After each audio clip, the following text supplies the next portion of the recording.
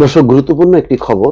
Supreme judicial council, supreme কোর্টের কয়েকজন বিচারপতির বিষয়ে তদন্তের জন্য রাষ্ট্রপতির নির্দেশনা। বাংলাদেশের ইতিহাসে সম্ভবত এটাই প্রথম যে রাষ্ট্রপতি নিয়ম মাফিক নির্দেশনা দিয়েছেন বিচারপতিদের বিরুদ্ধে তদন্ত করার জন্য। কি কারণে?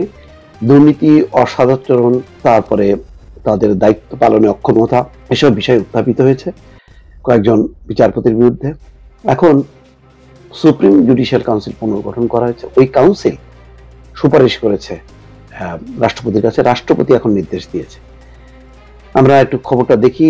রাষ্ট্রপতি সুপ্রিম কোর্টের কয়েকজন বিচারপতির বিষয়ে তদন্তের জন্য সুপ্রিম জুডিশিয়াল কাউন্সিলের কাছে নির্দেশনা পাঠিয়েছেন। সেই অনুযায়ী সুপ্রিম জুডিশিয়াল কাউন্সিল আগামী সপ্তাহে তদন্ত শুরু করবে।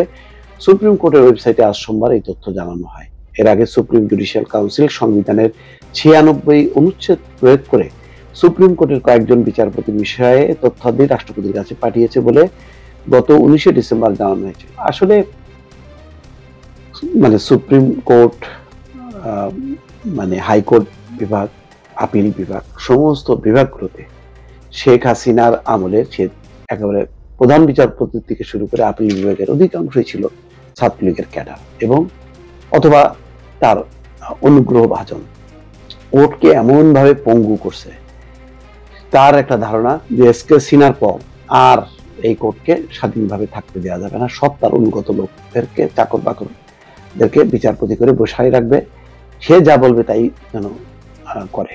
একইভাবে পুলিশ প্রশাসন সব ক্ষেত্রে দলীয়করণ না, এটা হলো একেবারে হাসিনাকরণ বলে। দলীয়করণ তো তাও ভালো যে দল সিদ্ধান্ত নেয় না, দলীয়করণ এটা হলো হাসিনাকরণ। হাসিনা হচ্ছে তাদের প্রধান। সুপ্রিম কোর্ট কিভাবে চলবে হাসিনা জানে, পুলিশ কিভাবে চলবে হাসিনা জানে, প্রশাসন কিভাবে চলবে হাসিনা জানে, সব হাসিনা। এরপর সুপ্রিম কোর্টের ওয়েবসাইটে আজ প্রকাশিত হালনাগাদের তথ্য বলা হয়, গণপ্রজাতন্ত্রী বাংলাদেশ সংবিধানের অনুচ্ছেদ 96(5)(b) অনুসরণ করে রাষ্ট্রপতি সুপ্রিম কোর্টের কয়েকজন বিচারপতি বিষয়ে তদন্তের জন্য সুপ্রিম জুডিশিয়ালের কাছে নির্দেশনা পাঠিয়েছেন। সেই অনুযায়ী সুপ্রিম জুডিশিয়াল কাউন্সিল আগামী সপ্তাহে তদন্ত শুরু করবে। গত বছরের নভেম্বরে সুপ্রিম কোর্টের প্রশাসন এক বিজ্ঞপ্তিতে জানায়, ষোড়শ সংশোধনী রায়ের পর সুপ্রিম জুডিশিয়াল কাউন্সিল গঠন করা হলে ওই কাউন্সিলে কয়েকজন বিচারপতি সংক্রান্ত তথ্য যাচাই বাছাই কাজ চলমান। এরপর গত 4 ডিসেম্বর সুপ্রিম কোর্ট প্রশাসন জানায়, সুপ্রিম জুডিশিয়াল কাউন্সিলের মাধ্যমে বর্তমানে বেশ কয়েকজন বিচারপতির আচরণের বিষয়ে প্রাথমিক অনুসন্ধান চলছে। এর ধারাবাহিকতায় 15 ডিসেম্বর সুপ্রিম জুডিশিয়াল কাউন্সিল সংবিধানের 96 অনুচ্ছেদ প্রয়োগ করে সুপ্রিম কোর্টের কয়েকজন বিচারপতির বিষয়ে তথ্যাবলী রাষ্ট্রপতির কাছে পাঠানো হয়েছে বলে জানানো হয়। এখন দেখা যাক, এই পাঠানোই তো বড় কথা না।